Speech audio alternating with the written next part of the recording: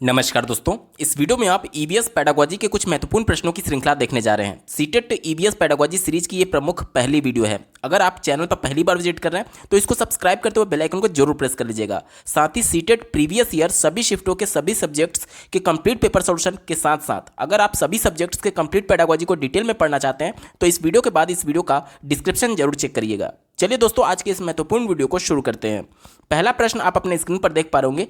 निम्नलिखित में से कौन सा समूह ईवीएस पाठ्यक्रम में सुझाए गए 6 थीमों में से 4 को सही ढंग से प्रस्तुत करता है? जैसा कि आपको ज्ञात होगा, ईवीएस में कुल 6 थीम है, जिसमें पहला थीम है परिवार एवं मित्र, दूसरा भोजन, तीसरा आश्रय, चौथा पानी, पांचवा यात्रा और छठा चीज़ें जो हम बनाते हैं और करते हैं। और जो पहला थीम है परिवार एवं मित्र, उसके 4 उप थीम बताए गए हैं। पहला संबंध, दूसरा जानवर, तीसरा पौधे और चौथा कार्य एवं खेल। अब प्रत्येक वर्ष सीटेट की परीक्षा में ईवीएस के थीम से प्रश्न आते ही आते हैं 1 से 2 नंबर के। तो क्यों ना इस प्रश्न को इस प्रकार से हम लोग तैयार कर ले कि आगे आप कभी भूल ही ना पाए। तो देखिए, ये 6 थीम जो है इसमें कभी भी आपको कंफ्यूजन नहीं होगा अगर आप इसको इस प्रकार से देखेंगे। जिस प्रकार से आप सो करके उठते हैं उसके बाद से जो आपकी दिनचर्या होती है पूरी दिन भर, वही एक तरीके से पूरा थीम है। क्योंकि पर्यावरण क्या है, ईवीएस क्या है, जो हम अपने परिवेश में देखते हैं। क्योंकि जो परिवेश में देख रहे हैं वही चारों तरफ से तो हमें घेरे हुए हैं और वही तो पर्यावरण है, वही तो हम लोग पढ़ रहे हैं। तो पहला जो थीम है इसका ध्यान दीजिएगा। सुबह आप सो करके उठते हैं तो कहाँ पर उठते हैं? जाहिर सी बात है, आप अपने घर में उठते होंगे, जिसे हम लोग आवास के नाम से जानते हैं। क्या नाम से जानते हैं? आवास के नाम से जानते हैं। ठीक है, तो आवास या फिर आश्रय, ये पहला थीम आप समझ सकते हैं। उसके बाद से सो करके उठते हैं तो आप पहले किसके संपर्क में आते हैं? आप अपने परिवार के संपर्क में आते हैं या फिर आसपास के लोगों के, यानी कि परिवार एवं मित्र आप कह लीजिए। ठीक है, परिवार एवं मित्र के संपर्क में आते हैं। तो ये दूसरा हो गया आपका थीम। उसके बाद से शौच करने के बाद से आप क्या करते हैं? आप भोजन करते हैं। क्योंकि ऊर्जा आपको कैसे मिलेगी? भोजन से ही तो मिलेगी। तो भोजन ये तीसरा थीम हो गया। उसके बाद से भोजन करने के बाद से आप पानी भी तो पिएंगे, यानी पानी जो है ये चौथा थीम हो गया। उसके बाद से अब आपको आजीविका जुटाने के लिए कुछ ना कुछ तो करना होगा, यानी किसी ऑफिस में जाना होगा या फिर कोई सर्विस देने जा रहे हैं तो वहां पर जाना होगा। जाने से पहले आपको यात्रा करना होगा, क्योंकि आप एक जगह से दूसरी जगह यात्रा करके ही तो पहुंचेंगे, यानी यात्रा जो है वो 5वां थीम हो गया। और छठा थीम, अब किसी ऑफिस में जा रहे हैं, किसी कारखाने में जा रहे हैं तो कुछ ना कुछ तो आप बनाएंगे या फिर अपनी सर्विसेज देंगे किसी ऑफिस में। ठीक है, तो चीजें जो हम बनाते हैं या करते हैं, तो ये देखिए, ये पहला, ये दूसरा, ये तीसरा, ये चौथा, ये 5वां और ये 6वां, ये टोटल 6 थीम होते हैं। ठीक है, अब पहला जो थीम है परिवार एवं मित्र, जो दूसरा थीम है, इसके 4 उप थीम बताए गए हैं। कौन कौन सा? पहला आपका संबंध, दूसरा आपका जानवर, तीसरा आपका पौधे और चौथा कार्य एवं खेल। देखिए, यहां पर जो 6 थीम मैंने आपको बताया, इसमें कुछ भी आपको रटना नहीं है। जो कुछ भी आप सो करके उठे, जो दिन भर दिनचर्या करते हैं, वही तो सब मिलाकर के थीम है। ठीक है, तो प्रश्न में हमसे यही पूछा गया था। आप ध्यान से देखिए प्रश्न में क्या पूछा जा रहा है कि 6 थीमों में से 4 थीम कौन सा सही ढंग से प्रस्तुत किया गया है। ठीक है, चौथा विकल्प देखिए, काम और खेल दिया गया है। ये मैंने आपको क्या बताया, ये परिवार एवं मित्र में उप थीम होता है। तो ये तो हमारा उत्तर होगा नहीं, क्योंकि हमसे केवल थीम के बारे में पूछा गया था। तीसरा देखिए, चीजें जो हम बनाते हैं और करते हैं, ये आपका थीम हो गया। भोजन भी आपका थीम है, आवास भी आपका थीम है, लेकिन पौधे जो है ये उप थीम में आता है, इसलिए ये भी हमारा उत्तर नहीं हो सकता। पहला विकल्प देखिए, पौधे दिया गया है, जानवर दिया गया है, परिवार और भोजन दिया गया और पदार्थ दिया गया। तो पौधे और जानवर जो है ये उप थीम होता है, ना कि थीम। प्रश्न में हमसे थीम के बारे में पूछा गया, तो ये भी हमारा उत्तर नहीं होगा। एक ही विकल्प बचा, देखिए, परिवार एवं दोस्त, जिसे हम लोग मित्र भी बोलते हैं, भोजन, पानी, यात्रा, ये सभी जो है ये 6 थीम में से 4 थीम को रिप्रेजेंट कर रहे हैं। यही हमसे पूछा गया था। ठीक है, तो ऑप्शन नंबर 2 इसका बिल्कुल अप्रोप्रिएट आंसर हो जाएगा। अगला प्रश्न पूछा गया था, शिक्षार्थी के पोर्टफोलियो बनाने के लिए अच्छे तरीके क्या हैं? ध्यान से समझिएगा। पोर्टफोलियो और एनेक्डोटल 2 रिकॉर्ड आते हैं। पोर्टफोलियो में बच्चे की जो शैक्षणिक प्रगति होती है उसको मेंटेन किया जाता है, और एनेक्डोटल में बच्चे के व्यवहार में जो परिवर्तन होता है उसे मेंटेन किया जाता है। ठीक है, दोनों एक रिकॉर्ड ही है जो कि बच्चे के साल भर में जो उसमें परिवर्तन होगा उसको डेटा मेंटेन किया जाता है। पोर्टफोलियो में शैक्षणिक प्रगति और एनेक्डोटल में बच्चे के व्यवहार में जो परिवर्तन हुआ उसे मेंटेन किया जाता है। यहां तक क्लियर। अब पोर्टफोलियो के बारे में थोड़ा सा और जान लीजिए। यह एक शैक्षणिक सत्र के लिए होता है। मान लीजिए कक्षा 3 में है तो कक्षा 3 में बच्चे का अलग से पोर्टफोलियो बनेगा और जब कक्षा 4 में बच्चा जाएगा तो वो अलग से बनेगा। यानी कि एक नियत समय, एक शैक्षणिक सत्र, एक साल के लिए ये पोर्टफोलियो बनता है। इसके अलावा साल भर में बच्चा 365 दिन में से अगर मान लीजिए 300 भी दिन स्कूल जाता है तो 300 दिन में कुछ ना कुछ वो एक्टिविटी करता है जो कि शैक्षणिक कार्यों से जुड़ा हुआ है। तो क्या 300 के दिन सभी जो उसकी शैक्षणिक एक्टिविटी है उसको शामिल कर लिया जाएगा उसके पोर्टफोलियो में? नहीं, बल्कि कुछ विशिष्ट कार्यों को शामिल किया जाता है, क्योंकि एक जैसे कई एक्टिविटी हो सकते हैं तो उसमें बच्चे का जो बेस्ट परफॉर्मेंस होता है उसको शामिल किया जाता है। यानी कि उसका कोई विशिष्ट कारण होना चाहिए उसके पोर्टफोलियो में शामिल करने का। ऐसा नहीं है कि सभी एक्टिविटी को हम लोग शामिल कर लेंगे। ठीक है, चलिए इतने के ध्यान में रख करके आपको उत्तर ढूंढना है। हमें पूछा गया था शिक्षार्थी के पोर्टफोलियो बनाने के लिए अच्छे तरीके क्या हैं। पहले विकल्प से शुरुआत करते हैं। कहा जा रहा है कि एक विशिष्ट कारण के आधार पर पोर्टफोलियो में शामिल किए जाने वाले काम का चयन करना। बिल्कुल सही बात है। अभी मैंने आपको बताया कि अगर एक ही तरीके की कई एक्टिविटी कराई गई हैं तो जरूरी नहीं है कि सभी शामिल किया जाए, क्योंकि 300 एक्टिविटी अगर बच्चे के लिए फाइल बनाया जाए तो बहुत मोटा हो जाएगा और पूरे विद्यालय के छात्रों का डेटा कलेक्ट कर पाना अलग अलग फाइल में, इतने ज़्यादा डेटा नेक्स्ट टू इम्पॉसिबल हो जाएगा किसी भी विद्यालय के लिए, किसी भी टीचर के लिए। इसलिए विशिष्ट कारण होना चाहिए उसके पोर्टफोलियो में शामिल करने के लिए। ठीक है, तो ये विकल्प बिल्कुल सही है, हमारा उत्तर होगा। दूसरा देखिए, एक शिक्षार्थी के काम की सभी वस्तुओं का चयन करना। देखिए क्या कहा जा रहा है कि सभी वस्तुओं का चयन करना, नहीं, सभी का चयन नहीं करना है। अगर 300 दिन बच्चा स्कूल जा रहा है तो 300 दिन के अलग अलग कक्षाओं में अलग अलग सब्जेक्ट में अलग अलग एक्टिविटी कर रहा होगा, तो कहाँ प्रैक्टिकली पॉसिबल है कि सभी वस्तुओं को आप उसके पोर्टफोलियो में चयन कर पाएंगे। किसी विशिष्ट कारण के आधार पर चयन किया जाता है, ना कि सबको चयन कर लिया जाता है। तो ये गलत हो गया, हमारा उत्तर नहीं हो सकता। ठीक है, तीसरा देखिए, शिक्षार्थी से अपने काम का चयन और उसको अपने पोर्टफोलियो में शामिल करवाना। ये बात बिल्कुल सही है। क्यों?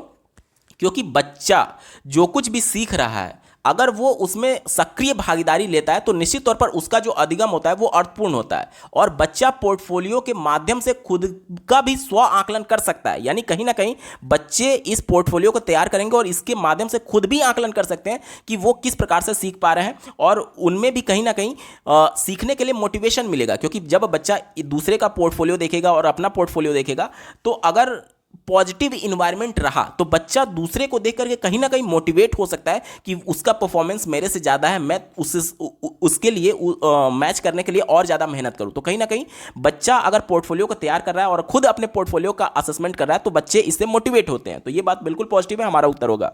चौथा देखिए, एक समय अवधि में शिक्षार्थियों के कामों के विभिन्न स्तरों को इकट्ठा करना है। यही मैं आपको बता रहा था कि एक फिक्स टाइम पीरियड होता है, एक शैक्षणिक सत्र यानी एक साल के दौरान ये पोर्टफोलियो तैयार किया जाता है। कक्षा 3 में बच्चे का अलग पोर्टफोलियो बनेगा, 4 में अलग बनेगा, 5 में अलग बनेगा। ठीक है, तो ये भी बात बिल्कुल सही है। यानी कि इसका कौन कौन सा विकल्प सही है? ए, सी और डी। चलिए विकल्पों में चलते हैं।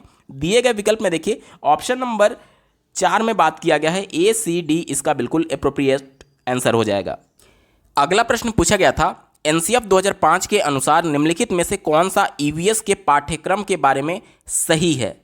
देखिए, एनसीएफ 2005 ने ईवीएस के पाठ्यक्रम में 2 प्रमुख प्रावधान किया है। पहला कक्षा 1 और 2 के लिए और दूसरा कक्षा 3, 4 और 5 के लिए। कक्षा 1 और 2 में ईवीएस के लिए अलग से कोई पाठ्य पुस्तक नहीं है, बल्कि इसको भाषा और गणित के माध्यम से पढ़ाया जाता है। अब भाषा के माध्यम से कैसे, ध्यान से समझिएगा। बच्चा अपने परिवेश में कुत्ता, बिल्ली, ये सभी चीज़ों को देखा हुआ है। बच्चा जो कुछ भी अपने परिवेश में देखता है वो परिवेश क्या है? उसका इन्वायरमेंट है और इन्वायरमेंट ही तो ईवीएस है। तो यहां पर बच्चे ने क्या देखा था? बिल्ली देखा था। बिल्ली यानी कि आप कह सकते हैं कैट कह सकते हैं। कैट जो है वो भाषा का शब्द है, भाषा है, यानी कि किसी ना किसी पर्टिकुलर एक भाषा में उस जानवर को बिल्ली बोला जाता है, कैट बोला जाता है। ये इंग्लिश भाषा का है और इसी को हिंदी में हम लोग क्या बोलते हैं? बिल्ली बोलते हैं। तो ये क्या है? ये भाषा को तो रिप्रेजेंट कर रहा है और भाषा को रिप्रेजेंट कर रहा है, साथ ही साथ वो उसने परिवेश में देखा था, यानी उसके पर्यावरण का भाग था। तो बच्चे ने अपने पर्यावरण के बारे में सीखा, किसके माध्यम से?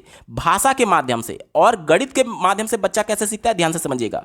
बच्चे को एक गिनती के बारे में पढ़ाया जाता है और उसकी पाठ्य पुस्तक में एक बड़ा सा यहां पर कौवा बना रहता है। 2 लिखा रहता है और इसके आगे 2 कौवे बने रहते हैं। अब कौवा या फिर कोई भी जानवर जो कि बच्चा अपने परिवेश में देख रहा है, वो अपने परिवेश से कोरिलेट करके इस गणित के अंकों को सीख रहा है। यानी कि गणित के भी माध्यम से बच्चे को परिवेश के बारे में सिखाया जाता है। इसीलिए कक्षा 1 और 2 में ईवीएस की कोई भी अलग से पुस्तक नहीं है, बल्कि उसको भाषा और गणित के माध्यम से उसको ईवीएस पढ़ाया जाता है। पहला प्रावधान तो ये हो गया।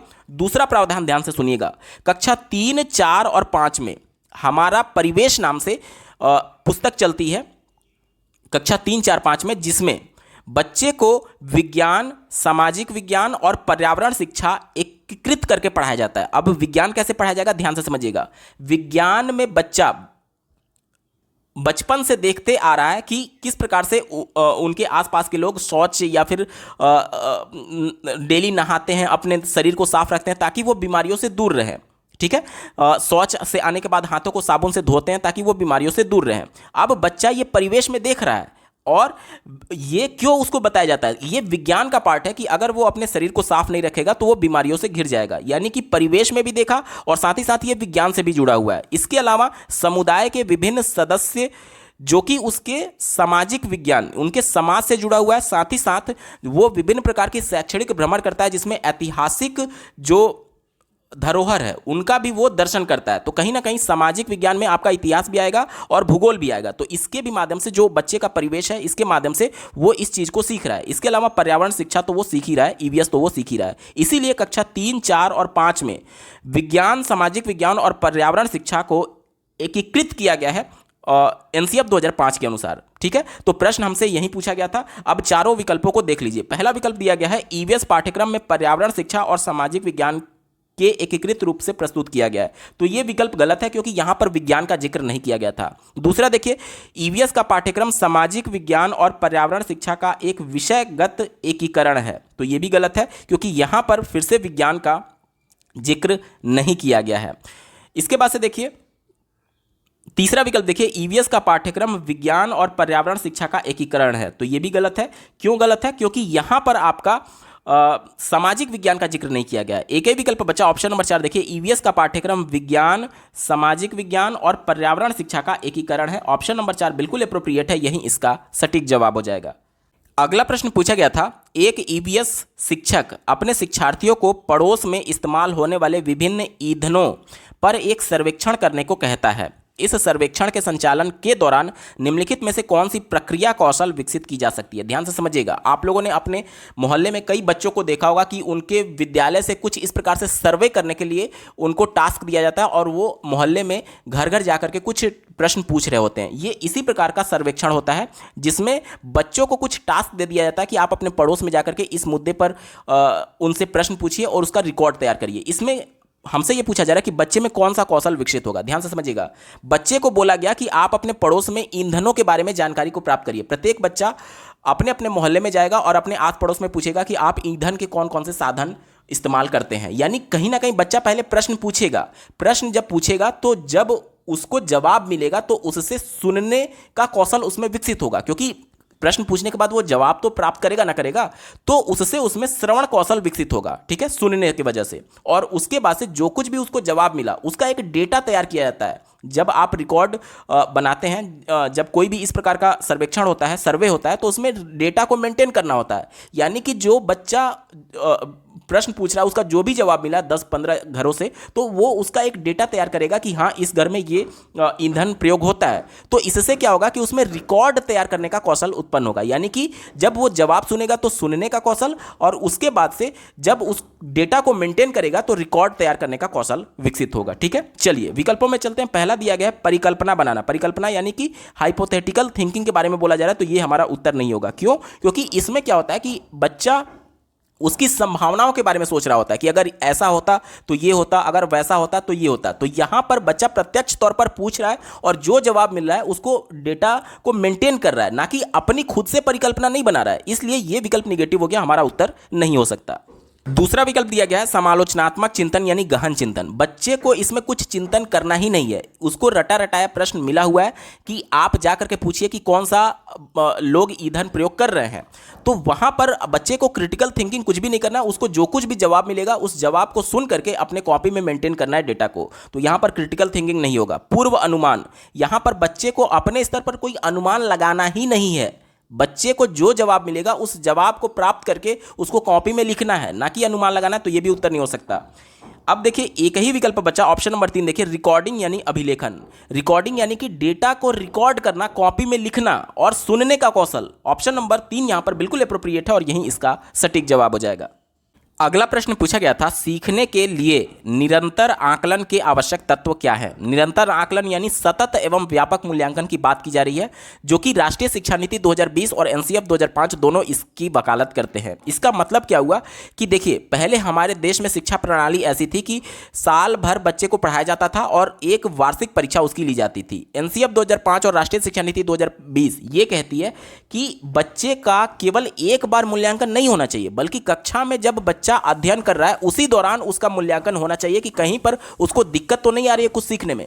क्योंकि अगर साल भर बाद उसका मूल्यांकन होता है तो साल भर के बीच में कई सारे कॉन्सेप्ट उसने सीखा होगा और कई सारे कॉन्सेप्ट एक दूसरे पर डिपेंडेंट होते हैं, यानी उस पर आश्रित होते हैं। मान लीजिए कि पहले कक्षा के दिन बच्चे को कोई डाउट रह गया और उस पर डिपेंडेंट दूसरा कॉन्सेप्ट, जाहिर सी बात है वो नहीं सीख पाएगा क्योंकि पहले में ही उसको डाउट था। तो बच्चे में ये कहीं ना कहीं कंफ्यूजन बना रहता है और इस वजह से बच्चा जिस तरीके से सीखना चाहिए था उस तरीके से नहीं सीख पाया। इसलिए जब बच्चे को कक्षा में सिखाया जा रहा है उसी दौरान उसका मूल्यांकन होते रहना चाहिए कि बच्चा सीख पा रहा है अथवा नहीं। ठीक है, इसे बोलते हैं निरंतर आकलन या फिर सतत और व्यापक मूल्यांकन। इसके क्या आवश्यक तत्व हैं, ध्यान से देखिएगा। पहला विकल्प दिया गया है, इसका उपयोग बच्चे के बारे में फैसला सुनाने के लिए किया जाता है। यह विकल्प निगेटिव है। फैसला सुनाने का मतलब क्या हुआ कि बच्चे के बारे में, उसके परफॉर्मेंस के बारे में कि तुम पास हो तुम फेल हो, यही तो फैसला सुनाया जा सकता है किसी बच्चे के बारे में कि तुम बहुत तेज हो पढ़ने में, तुम बहुत कमजोर हो, इसी प्रकार से तो फैसला सुनाया जा सकता है।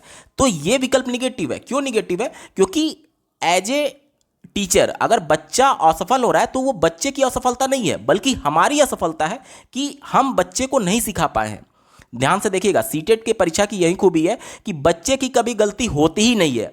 कुछ भी हो जाए हमेशा गलती टीचर की होती है, क्योंकि बच्चे सीखने के लिए उत्सुक हैं, लेकिन आपने सही ढंग से उसको नहीं बताया, इस वजह से बच्चा नहीं सीख पाया और इसलिए हो सकता है कि वो असफल हो जाए। इसलिए फैसला सुनाना कि तुम पास हो तुम फेल हो वो हमेशा गलत होता है, कभी भी हमारा उत्तर नहीं होगा, ये निगेटिव होता है। ठीक है, दूसरा देखिए, इसे सीखने की स्थिति में निहित किया जाना चाहिए। ये बात बिल्कुल सही है। सीखने की स्थिति कहने का मतलब कि जब बच्चा सीख रहा है, जिस परिस्थिति में सीख रहा है, जिस कक्षा में सीख रहा है, जब सीख रहा है उसी दौरान उसका आकलन होना चाहिए कि बच्चे को कहीं कोई दिक्कत तो नहीं है। वहीं बोला जा रहा है कि उसमें सीखने की स्थिति में इसे निहित करना चाहिए। बिल्कुल सही बात है, क्योंकि जब बच्चा सीख रहा है उसी दौरान उसको कोई कंफ्यूजन होगा तो आप उसका आकलन करके उसके कंफ्यूजन को दूर कर सकते हैं और इससे बच्चे का अधिगम अर्थपूर्ण हो सकता है। ठीक है, तो यह बिल्कुल पॉजिटिव हो गया, हमारा उत्तर होगा। तीसरा देखिए, यह शिक्षकों को उनकी शिक्षण अधिगम विधि को समायोजित करने की गुंजाइश प्रदान करता है। बिल्कुल सही बात है। शिक्षण अधिगम विधि का मतलब कि एज ए टीचर जिस विधि से मैं बच्चों को पढ़ा रहा हूं, अगर पढ़ाने के दौरान ही मैं बच्चे का आकलन कर रहा हूं और अगर बच्चा नहीं सीख पा रहा है, इसका मतलब यह हुआ कि मैं जो विधि अपना रहा हूं हो सकता है वो एप्रोप्रिएट नहीं है। क्योंकि प्राइमरी में बच्चे को बताया जाता है कि उनको खेल के माध्यम से या फिर कहानी के माध्यम से सिखाना है। अब मान लीजिए कि मैं एक टीचर हूं जो कि बच्चे को लेक्चर देकर के पढ़ा रहा हूं, तो बच्चा अमूर्त चीज़ों को नहीं समझ पाएगा, यानी कि ये जो शिक्षण विधि है वो मेरी गलत है और कहीं ना कहीं मुझे फीडबैक मिलेगा। अगर मैं बच्चों का तुरंत आकलन करता हूं, लगातार आकलन करता हूं, तो मुझे फीडबैक मिलेगा एज ए टीचर कि हाँ मैं गलत शिक्षण विधि अपना रहा हूं। और वहीं बोला जा रहा है कि इस शिक्षण विधि को समायोजित करने की गुंजाइश प्रदान करता है टीचर को, शिक्षक को। ठीक है, तो ये बात बिल्कुल पॉजिटिव है, हमारा उत्तर होगा। चौथा विकल्प देखिए, यह शिक्षार्थियों को अपने काम की निगरानी और सुधार के लिए कोई गुंजाइश नहीं प्रदान करता है। तो यह विकल्प बिल्कुल नेगेटिव है, क्योंकि बच्चे का जब आकलन होगा तो बच्चे को भी तो फीडबैक मिल रहा है ना कि हाँ अन्य बच्चों की तुलना में मैं ज्यादा सीख पा रहा हूं या फिर कम सीख पा रहा हूं। तो ये बच्चे को भी तो कहीं ना कहीं फीडबैक मिलेगा, उसको भी तो कहीं ना कहीं सुधार करने का मौका मिलेगा कि हाँ मैं नहीं सीख पा रहा हूं, मुझे और मेहनत करने की जरूरत है। और यह विकल्प कह रहा है कि इस प्रकार का कोई भी गुंजाइश नहीं होता है शिक्षार्थियों के संदर्भ में। तो यह विकल्प निगेटिव है, हमारा उत्तर नहीं हो सकता, यानी कि बी और सी विकल्प इसका सही होगा। चलिए ऑप्शंस में चलते हैं। दिए गए विकल्प में देखिए ऑप्शन नंबर 3 में बात की गई है बी और सी, केवल ऑप्शन नंबर 3 इसका बिल्कुल एप्रोप्रिएट आंसर हो जाएगा। अगला प्रश्न पूछा गया था, कुणाल ने कपड़ों की बंदेज की रंगाई पर कार्यशाला करने के लिए अपने विद्यालय में एक स्थानीय कारीगर को आमंत्रित किया। स्थानीय कारीगर को आमंत्रित करने के उद्देश्य निम्नलिखित में से इसके अतिरिक्त हैं। ध्यान से समझिएगा, यहाँ पर 4 विकल्प दिया गया है। इसमें प्रश्न ये पूछा जा रहा है कि कुणाल जो कि एक टीचर है, वो किसी स्थानीय कारीगर को बुलाया हुआ है किसी चीज़ को, कौशल को बच्चे को दिखाने के सेंस में। तो चारों विकल्पों में से कौन सा ऐसा है जिसमें वो जो स्थानीय कारीगर था उसको बुलाने का उद्देश्य नहीं है? ठीक है, चलिए पहले विकल्प से शुरुआत करते हैं। कहा जा रहा है कि शिक्षार्थी कारीगर के ज्ञान और कौशल की सराहना करे। दूसरा दिया गया शिक्षार्थी टाई और रंगाई के उपयोग हेतु तकनीकी की सराहना करे। चौथा दिया गया टाई और डाई के को हाथ से करने के अनुभव प्रदान करना।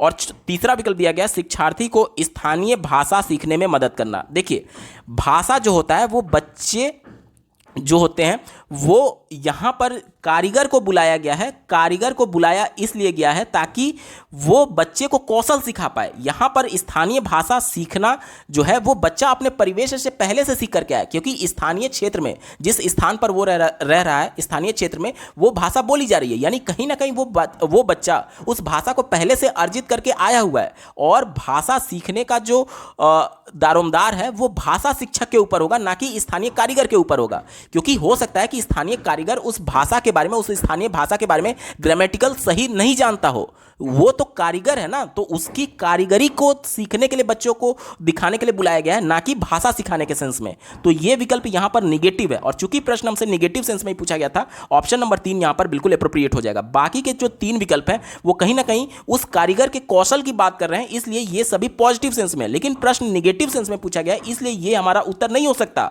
निगेटिव वाला ये हमारा उत्तर होगा, जो कि कारीगर को बुलाया, भाषा सीखने के लिए नहीं बुलाया जाएगा, बल्कि उसकी कारीगरी के बारे में बच्चों को बताने के लिए बुलाया जाएगा। भाषा सिखाने के लिए भाषाविद को बुलाया जाएगा या फिर किसी भाषा के जानकार को बुलाया जाएगा, ना कि कारीगर को बुलाया जाएगा। उम्मीद करता हूं आपको समझ में आया होगा। ऑप्शन नंबर 3 सटीक जवाब होगा।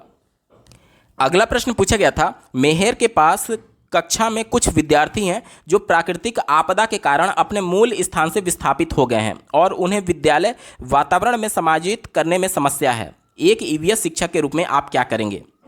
ध्यान से समझिएगा, प्राकृतिक आपदा यानी कि मान लीजिए कहीं पर किसी स्थानीय क्षेत्र पर भूकंप आया और सब कुछ तहस नहस हो गया, तो वहां के जो मूल निवासी थे वो विस्थापित कर दिए गए दूसरी जगह पर। और ऐसे बच्चे जब विद्यालय आ रहे हैं तो विद्यालय के वातावरण में वो समायोजित यानी एडजस्टमेंट नहीं कर पा रहे हैं, तो एज ए ईवीएस टीचर आप क्या करेंगे, ये हमसे पूछा जा रहा है। पहला विकल्प दिया गया है धैर्यवान होंगे ताकि वे स्वाभाविक रूप से समय के साथ समायोजित हो सके। जब सब कुछ आप समय पर ही छोड़ दे रहे हैं तो एज ए टीचर आपने कुछ किया कहाँ, तो ये तो आप डायरेक्टली छोड़ दे रहे हैं ना कि समय पर आके धीरे धीरे बच्चे कंफर्टेबल हो जाएंगे। तो ये विकल्प निगेटिव है, क्योंकि आपसे पूछा गया कि आप करेंगे क्या, लेकिन आपने कुछ किया ही नहीं, आपने तो समय पर छोड़ दिया, इसलिए ये विकल्प निगेटिव हो गया। दूसरा देखिए, केवल विस्थापित विद्यार्थियों का एक समूह बनाएंगे और उन्हें समूह कार्य देंगे। केवल एकमात्र एक ही, पूर्ण रूप से, संपूर्ण रूप से, ये जितने भी वर्ड्स होते हैं जिस भी विकल्प में दिख जाए, अगर प्रश्न पॉजिटिव सेंस में, तो ये केवल एकमात्र एक ही, पूर्ण रूप से, संपूर्ण रूप से, ये जितने भी शब्द होते हैं विकल्प को निगेटिव कर देते हैं। इस वजह से ये विकल्प कभी भी हमारा उत्तर नहीं होगा। और कैसे नहीं होगा इसको थोड़ा सा आप समझ लीजिए। देखिए, कहा यह जा रहा है कि जो केवल विस्थापित शिक्षार्थी हैं उनका एक समूह बनाएंगे। देखिए, पहले ही बच्चा एडजस्ट नहीं कर पा रहा है, अब जो एडजस्ट नहीं कर पा रहा उन सभी बच्चों को अलग एक समूह बना देंगे, तो वो तो बच्चे और हीन भावना का शिकार हो जाएंगे ना कि मुझे कक्षा से अलग ही कर दिया गया, हम लोग का एक अलग ही ग्रुप बना दिया गया, तो बच्चे में और निगेटिविटी आ जाएगी। इसलिए यह विकल्प निगेटिव हो गया, हमारा उत्तर नहीं होगा। तीसरा देखिए, उन्हें एक तथ्य के रूप में विस्थापन को तुरंत स्वीकार करने और आगे बढ़ने के लिए प्रोत्साहित करेंगे। यह विकल्प निगेटिव है। क्यों? क्योंकि बच्चे प्राइमरी लेवल के हैं, कक्षा 1 से 5 के बच्चे हैं, तो 1 से 5 के बच्चों का जो मेंटल एज होता है वो फैक्ट को इस प्रकार से एक्सेप्ट नहीं कर पाएगा कि आप बता दिया और वो एक्सेप्ट कर लेगा, नहीं, बल्कि उसको धीरे धीरे कंफर्टेबल करना होगा, और ये जिम्मेदारी टीचर की होनी चाहिए। एक फैक्ट के तौर पर वो इसे एक्सेप्ट नहीं कर पाएगा।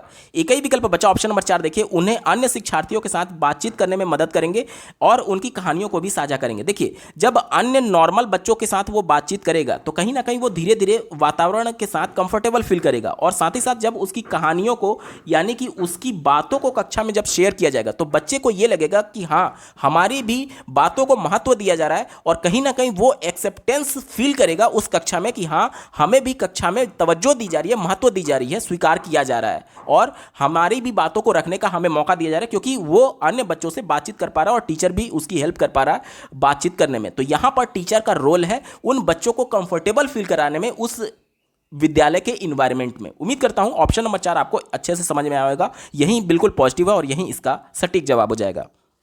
अगला प्रश्न पूछा गया था, समुदाय संसाधन के रूप में उपयोग करने का औचित्य है। समुदाय एक संसाधन के रूप में यूज किया जाता है। समुदाय में विभिन्न प्रकार के जो समुदाय के लोग हैं, समुदाय के सदस्य हैं, समुदाय में आपका सब कुछ आ जाएगा, जिसमें निर्जीव वस्तुएं भी आएंगी, सजीव वस्तुएं भी आएंगी। यानी कि सीधे तौर पर आप इसे परिवेश समझ सकते हैं, यानी परिवेश को एक संसाधन के रूप में यूज किया जा रहा है। क्यों किया जा रहा है? क्योंकि एनसीएफ 2005 कहता है, क्योंकि समुदाय और बच्चे का जो परिवेश है उससे जोड़ करके बच्चे को अगर बताया जाएगा तो उसका अधिगम अर्थपूर्ण होगा। क्यों होगा? क्योंकि बच्चा प्रत्यक्ष तौर पर अपने परिवेश में, अपने समुदाय में उन सभी चीज़ों को देखा हुआ है, और मूर्त अवस्था में जिन चीज़ों को देख करके बच्चा सीखता है उसकी वजह से वो उन चीज़ों से कोरिलेट कर पाता है अपने दैनिक जीवन से और उसको अच्छे तरीके से सीख पाता है। ठीक है, तो इसी को ध्यान में रख करके उत्तर ढूंढेंगे। पहला विकल्प ये दिया गया है कि यह समुदाय में सभी ज्ञान को अनायास स्वीकार करने में मदद करता है। देखिए, जीन पियाजे की बात कर ली जाए, इसके अलावा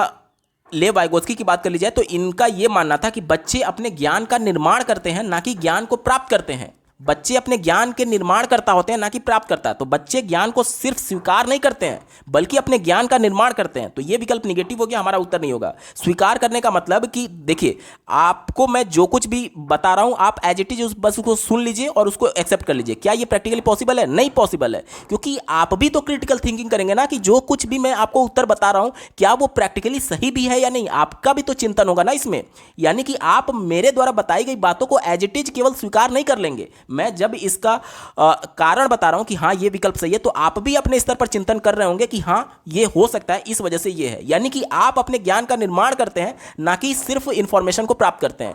बच्चे पेन ड्राइव थोड़ी है कि कंप्यूटर में लगाया और इंफॉर्मेशन ट्रांसफर हो गया। अगर ऐसा होता तो आप खुद सोचिए ना कि एक ही कक्षा में एक ही टीचर सभी बच्चों को एक ही तरीके से पढ़ाता है और एक बच्चा टॉप कर जाता है और दूसरा बच्चा फेल हो जाता है। आखिर ऐसा क्यों हो रहा है? ये इस वजह से हो रहा है क्योंकि बच्चे को इंफॉर्मेशन तो समान तरीके से दिया गया, लेकिन बच्चा अपने ज्ञान का निर्माण नहीं कर पाया, इस वजह से वो फेल हुआ, और जो ज्ञान का निर्माण कर लिया वो पास हो गया। तो यानी कि यहां पर बच्चे इंफॉर्मेशन को स्वीकार नहीं करते हैं बल्कि अपने ज्ञान का निर्माण करते हैं। इस वजह से ये निगेटिव था, हमारा उत्तर नहीं हो सकता। दूसरा देखिए, यह बिना प्रश्न के स्थानीय ज्ञान को लोकप्रिय बनाने और फैलाने में मदद करता है। देखिए, बिना प्रश्न कहने का मतलब कि यह भी निगेटिव सेंस में होगा, यानी बच्चे एक्टिव ही नहीं है, वो कुछ प्रश्न ही नहीं कर रहे हैं। देखिए, बच्चे अपने ज्ञान का निर्माण करेंगे तो जाहिर सी बात है कैसे करेंगे? कई लोगों से प्रश्न पूछेंगे कि ये ऐसा क्यों। आप बच्चों को देखिएगा कभी, कितना क्यूरियोसिटी उनके अंदर होता है कि ये कैसे हो रहा है, ये क्यों ऐसा है, ये क्यों ऐसा है। यानी बच्चे में प्रश्न पूछने की जिज्ञासा होती है। और ये विकल्प क्या कह रहा है कि बिना प्रश्न करे, तो ये भी बिल्कुल निगेटिव हो गया, हमारा उत्तर नहीं हो सकता। चौथा विकल्प देखिए, शामिल नहीं करने पर समुदाय नाराज होगा। समुदाय नाराज हो या फिर खुश हो ये इंपॉर्टेंट नहीं है, बच्चे का अधिगम अर्थपूर्ण होना चाहिए, ये इंपॉर्टेंट है। तो ये विकल्प निगेटिव हो गया। एक ही विकल्प बचा, समुदाय को अपने बच्चों के सीखने में हिस्सेदारी है और इससे उन्हें शामिल करने की जरूरत है। देखिए, यहां पर सबसे इंपॉर्टेंट है ये बात है कि जिस समुदाय की बात की जा रही है, बच्चा भी तो उसी समुदाय का हिस्सा है। तो जिस समुदाय में, जिस परिवेश में बच्चा रह रहा है, उसी से तो देख करके सीखेगा। क्योंकि एनसीएफ कहता है कि बच्चे को उसके परिवेश से जोड़ करके बताना है। अब बच्चा जिस परिवेश में रह रहा है वही तो उसका समुदाय है, तो उससे उसको अलग कैसे किया जा सकता है? इस वजह से उसको शामिल करना और उसको हिस्सेदारी बनाना, उससे जोड़ करके पढ़ाना इंपॉर्टेंट है। ऑप्शन नंबर 3 बिल्कुल पॉजिटिव और यही इसका सटीक जवाब हो जाएगा। अगला प्रश्न पूछा गया था, आरोही ने अपने शिक्षार्थियों को अपनी कक्षा का मानचित्र खींचने को कहा। यह क्रियाकलाप विकास करने में सहायक होगा। अपनी कक्षा का मानचित्र खींचने के लिए टीचर ने बोला है। अब कक्षा में क्या होगा? इस प्रकार से मान लीजिए कक्षा है, तो पूरी कक्षा मान लीजिए कि उसकी लंबाई चौड़ाई 15 बाई 18 फीट का कमरा है। तो एक पेज पर बच्चा जो है इसको अपनी कक्षा का मानचित्र नहीं खींच सकता। यानी कहीं ना कहीं उसको सापेक्ष पोजीशन में उसको एक रेशियो मानते हुए उसको खींचना होगा। अब देखिए, बच्चे के कक्षा में इस प्रकार से यहाँ पर मान लीजिए ब्लैक बोर्ड होगा, यहाँ पर मान लीजिए इस प्रकार से बेंच और चेयर लगे होंगे। ठीक है, इस प्रकार से लगे होंगे। तो यहाँ पर जिस प्रकार से 18 फीट लंबा 15 फीट चौड़ा मान लीजिए कक्षा था, तो उसको उसी के सापेक्ष रिलेटिव पोजीशन के हिसाब से उसने एक तरीके से एक अनुपात में इसको तैयार किया और उसी रिलेटिव पोजीशन की, कहाँ पर ब्लैक बोर्ड है, कहाँ पर टीचर का चेयर है, कहाँ पर बच्चों को बैठने की व्यवस्था है, वो सब उसी सापेक्ष स्थिति के हिसाब से वो मानचित्र बनाएगा। तो इसमें हमसे ये पूछा गया था कि कौन सा बच्चों में कौशल विकसित होगा। तो पहला देखिए, पूर्वानुमान और गणना का कौशल। गणना का कौशल तो हो सकता है क्योंकि बच्चा अनुपात और समानुपात के अंतर्गत इस मानचित्र को बनाएगा, लेकिन इसमें कहीं भी पूर्वानुमान नहीं है। यहां पर बच्चा अपने तरफ से कोई अनुमान थोड़ी लगा रहा है, तो यह विकल्प निगेटिव हो गया, हमारा उत्तर नहीं होगा। दूसरा देखिए, आंकड़ों का अभिलेखन यानी कि रिकॉर्ड मेंटेन करने की बात की जा रही है, तो यहां पर कोई भी रिकॉर्ड नहीं मेंटेन किया जाता है। रिकॉर्ड आलेखन कहने का मतलब कि एक फाइल तैयार करना, उसमें विभिन्न प्रकार के रिकॉर्ड को तैयार करना, तो ये मानचित्र बनाया जा रहा है, ना कि रिकॉर्ड तैयार किया जा रहा है। चौथा देखिए, भूदृश्यों को खींचने का कौशल। यहां पर भूदृश्य यानी कि जो दृश्य उसको दिख रहे हैं उसको खींचने का कौशल बताया जा रहा है, तो ये कहीं ना कहीं संकुचित है। क्यों संकुचित है, आगे आपको पता चलेगा ऑप्शन नंबर 3 को पढ़ करके। अभिविन्यास यानी कि इसको अंग्रेजी में ओरिएंटेशन बोलते हैं, और सापेक्ष स्थिति। तो देखिए, भूदृश्य में कहीं ना कहीं आपकी सापेक्ष स्थिति और जो ब्लैक बोर्ड था, जो ये सभी चीजें थी, वो पहले से इसमें इंक्लूडेड है, इसलिए ये अब संकुचित हो जाएगा और ये ब्रॉड सेंस में हो गया। क्योंकि ओरिएंटेशन क्या है और प्रत्येक वस्तु के सापेक्ष दूसरे वस्तु की रिलेटिव पोजीशन क्या है, ये बच्चे समझ पाएंगे। क्योंकि जब मानचित्र बच्चा बनाएगा, तो यहां पर मान लीजिए ब्लैक बोर्ड बनाया, तो ऐसा नहीं है कि टीचर का जो चेयर है वो यहां बनाएगा। जब वो बच्चा प्रत्यक्ष तौर पर देख रहा है कि हाँ, ब्लैक बोर्ड के आसपास यहां पर टीचर खड़े हैं और यहीं पर उनका चेयर है, तो ये चेयर यहां ना बना करके यहां बनाएगा। और वो बच्चा ये भी देख रहा है कि चेयर के बाद से 1 फीट 2 फीट के बाद से यहां पर बच्चों को बैठने के लिए यहां पर डेस्क और ये सभी चीजें लगी हुई हैं, तो बच्चा उसी पोजीशन के हिसाब से यहां पर रिलेटिव यानी उसके सापेक्ष स्थिति के हिसाब से ये मानचित्र बनाएगा। ठीक है, तो ऑप्शन नंबर 3 अभिविन्यास और सापेक्ष स्थिति की समझ यहां पर बिल्कुल एप्रोप्रिएट आंसर हो जाएगा। अगला प्रश्न पूछा गया था, निम्नलिखित में से क्या पाठ्यचर्या के विकास के लिए मार्गदर्शक सिद्धांत नहीं है। ध्यान से देखिएगा, प्रश्न निगेटिव सेंस में है, तो उत्तर भी निगेटिव वाला होना चाहिए। पहला विकल्प दिया गया है, विद्यालयी ज्ञान को बाह्य विश्व से जोड़ना। यह बात तो पॉजिटिव है। एनसीएफ भी कहता है कि बच्चे का विद्यालय का जो परिवेश है उसको उसके बाहरी जीवन से जोड़ा जाए, ताकि बच्चे परिवेश में जो कुछ भी प्रत्यक्ष तौर पर मूर्त अवस्था में देखे हुए हैं उसे से जोड़ करके बच्चे को बताया जाए। तो यही तो बात ये भी बोल रहा है ना, ये तो पॉजिटिव हो गया, तो हमारा उत्तर नहीं हो सकता क्योंकि हमसे निगेटिव वाला पूछा गया था। दूसरा देखिए, सुनिश्चित करना कि अधिगम रटंत विधियों से परे हो। परे का मतलब कि रटने पर जोर ना दिया जाए, तो ये भी बात तो पॉजिटिव है। एनसीएफ भी तो यही कहता है, राष्ट्रीय शिक्षा नीति भी तो यही कहती है कि बच्चे को रटने पर जोर ना दे करके बल्कि ज्ञान के निर्माण पर जोर देना चाहिए, तो ये भी बात बिल्कुल पॉजिटिव हो गया। तो हमारा उत्तर नहीं हो सकता क्योंकि हमसे निगेटिव वाला पूछा गया था। चौथा विकल्प देखिए, पाठ्यचर्या को समृद्ध करना ताकि यह पाठ्य पुस्तकों तक सीमित ना रहे। बिल्कुल सही बात है। अब बच्चे को किताबी कीड़ा थोड़ी बनाना है कि किताबों तक सीमित रखना है। बच्चे देखिए, जिंदगी भर किताब तक तो रहेंगे नहीं। बच्चे को जब उनकी पढ़ाई कंप्लीट हो जाएगी तो अपने एक तरीके से समाज में जाएंगे, अपने जो जीवन है उनको जिएंगे, लोगों से इंटरेक्ट होंगे, तो उनको प्रैक्टिकल नॉलेज होना चाहिए, ना कि किताबों तक केवल सीमित रखना चाहिए। तो ये भी बात बिल्कुल पॉजिटिव है, इसलिए हमारा उत्तर नहीं हो सकता क्योंकि हमसे निगेटिव वाला पूछा गया था। एक ही विकल्प बचा, परीक्षा को आसान बनाना। देखिए, प्राइमरी का बच्चा है, कक्षा 1 में बच्चे को अल्फाबेट, वर्णमाला, ये सभी सिखाया जाता है। लेकिन क्या कक्षा 5 में जब बच्चा जाएगा तो पेपर आसान बनाने के लिए केवल पेपर में उसको वर्णमाला या फिर अल्फाबेट ही परीक्षा में पूछा जाएगा?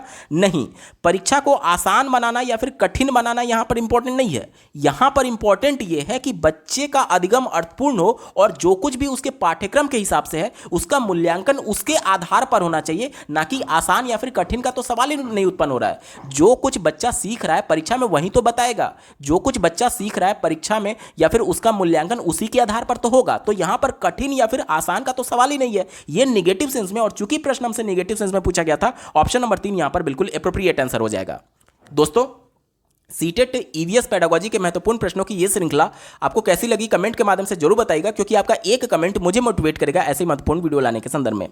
अगर आप प्रीवियस ईयर सभी शिफ्टों के सभी सब्जेक्ट्स के कंप्लीट पेपर के साथ साथ सभी सब्जेक्ट्स के कंप्लीट पेडागोजी को डिटेल में देखना चाहते हैं तो इस वीडियो के बाद इस वीडियो का डिस्क्रिप्शन जरूर चेक करिएगा। और अगर आप चैनल पर पहली बार विजिट कर रहे हैं तो इसको सब्सक्राइब करते हुए बेल आइकन को जरूर प्रेस कर लीजिएगा। इस वीडियो को देखने के लिए आपका बहुत बहुत धन्यवाद। भगवान करे आपका दिन शुभ हो।